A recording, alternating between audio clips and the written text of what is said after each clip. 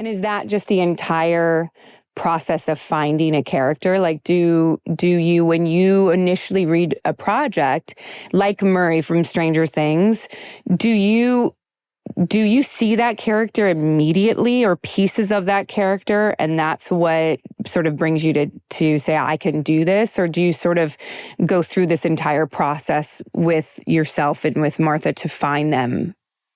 It depends, like what the character is.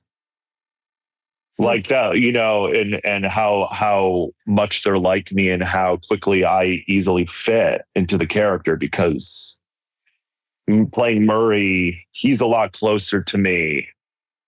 Playing Martin is, in a way, a lot closer to me. Martin is a very, very, very, very dark version of me, which I hope I never become. But he is like a nightmare of what I could become. Interesting. But then playing Terry Nichols and McVeigh, that's very different than who I am. Yeah. That's like so different. We're talking about a Midwestern white supremacist and who is also kind of fades into the wallpaper and is just basing his life on this credo that he has committed to. And that would like mapping all of that out and like what the exact relationships are with people. Like, what's my relationship to my wife in that movie? Even though you don't see that, I have to mind that, you do see it, but it's not like a major story point to the film. There's like a scene where I'm like talking about her.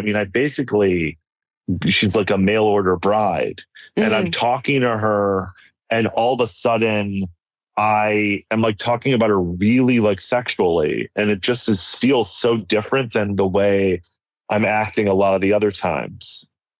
But it's sort of like me becoming like this person that I think he wants me to be in order to connect to him. And then that's entering into something that I have, which is high agency of wanting people to like me. So it's like, like that type of thing. But so you do feel like you have to, like a character like Terry Nichols, like you do feel like you have to find a piece of him that you can identify with, even if what he's done and, what he participated in is unforgivable. You have to find pieces of, Is that hard to identify with someone that is, because we all, we try to reject the devil in people, the evil in people as a society. As a person, you try to reject those things.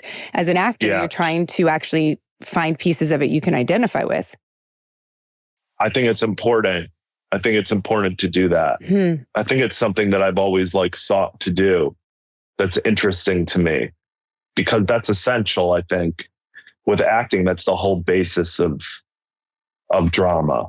And by drama, I mean, comedy and drama, by what we do, because how are you going to play Hamlet or Lady Macbeth or Macbeth if you don't do that? And what we should be striving to do at all times is be able to play that level of complexity. How are you going to be fun? And also, I think being funny is entering into some of that darkness, and or that chaos. Like,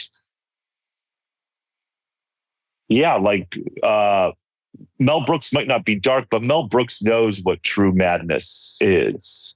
Otherwise, he wouldn't be able to like present it in that way and laugh at it like that. Right. And I'm not saying that you have to be a mess. I think there's people who are very healthy who can enter into that, but sometimes that can be a struggle. Absolutely. Of going into that darkness. But it's also just like, it's sort of like, it hurts so good. It's kind of fun, as long as you're not getting to a place of abuse of yourself or others in the course of doing that. But to get to me, to really get into that is the goal. And that's when I know that I'm in a really cathartic, artistic place.